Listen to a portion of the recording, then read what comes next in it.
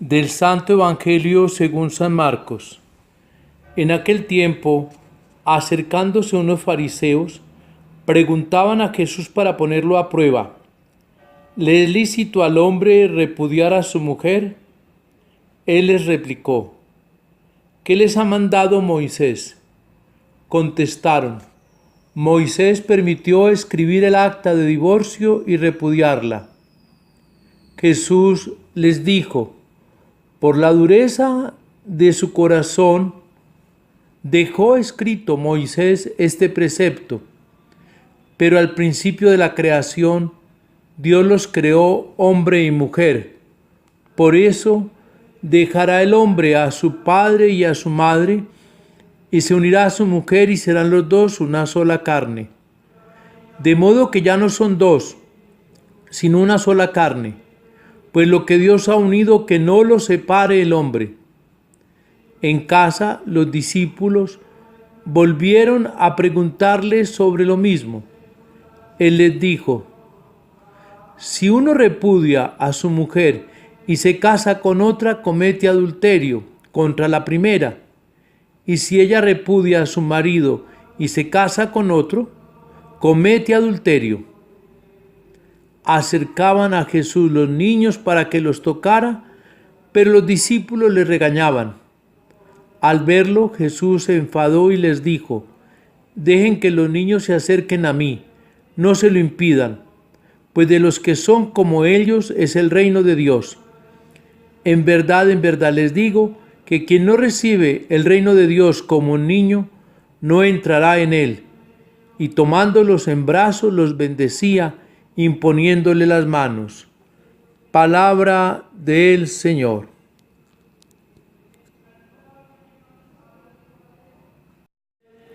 Al principio no fue así. Dios los creó hombre y mujer y dio la instrucción cómo se formaba un nuevo hogar. Si vamos a hacer una observación histórica, toda comunidad y toda nación nace del hogar y el hogar del matrimonio.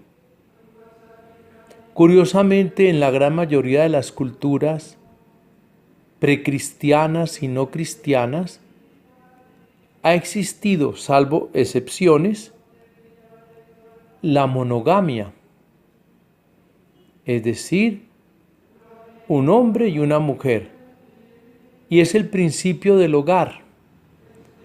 Es lo que genera la nueva humanidad, es lo que hace posible que surja una familia, una nación, y que se cumpla así el proyecto de Dios.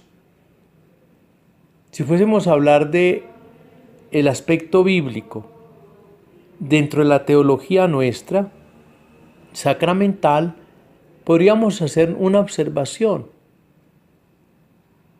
El primer sacramento no fue inicialmente de la iniciación cristiana: bautismo, confirmación y Eucaristía.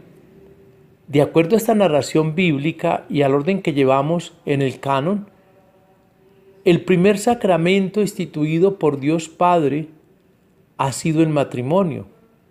Dejará el hombre a su padre y a su madre, se unirá a su mujer y los dos serán una sola carne. Y lo que Dios ha unido, que no lo separe el hombre. Deseo de Dios. El proyecto de Dios ha tenido un adversario. Y no demos rodeos, llamémoslo por nombre propio: Satanás, demonio, que ha hecho lo posible hasta lo imposible por destruir el proyecto de Dios. Y lo primero que el demonio ha querido hacer es destruir la confianza de la pareja en ellos mismos y en Dios. De allí lo que llamamos el pecado original. Y luego, en tiempo de Jesús, la dureza del corazón de los hombres desde el tiempo de Moisés hizo que se diera la carta de repudio o llamada divorcio. Pero Jesús responde precisamente con la palabra. En el principio no fue así.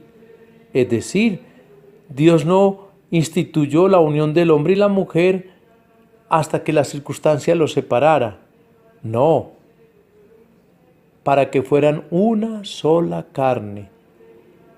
Y una sola carne no se puede dividir. Lo que Dios ha unido, que no lo separe el hombre. Institución divina, respetable, única por excelencia en la historia de la humanidad es el matrimonio. Y así como fue atacada en el paraíso, es atacada hoy, cuando quienes contraen matrimonio, si no tienen experiencia de Dios ni madurez cristiana, sencillamente terminan llevando a la institución sacramental a la crisis. Y en el matrimonio, cuando hay hijos, quienes son los grandes damnificados de la separación de los padres son los hijos. De allí que el Evangelio termina presentándonos hoy a Jesús acogiendo a los niños y pidiendo que no le impidan que se acerquen a Él. Sí, los grandes damnificados de las separaciones de los matrimonios hoy son los hijos.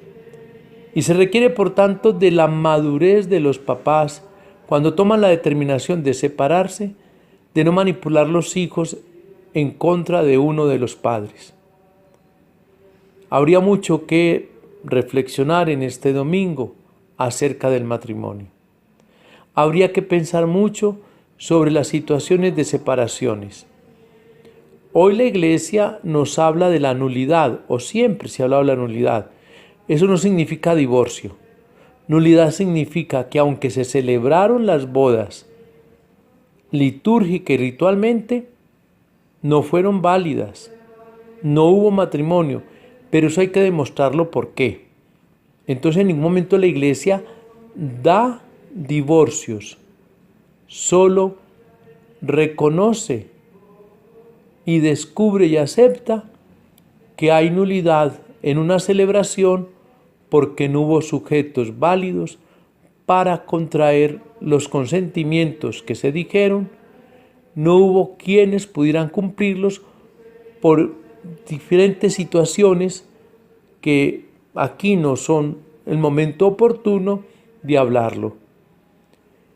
Lo que hoy tenemos que entender es que el sacramento del matrimonio llega a un grado tal en la vida cristiana que San Pablo nos dirá, se compara la unión de Cristo con la Iglesia.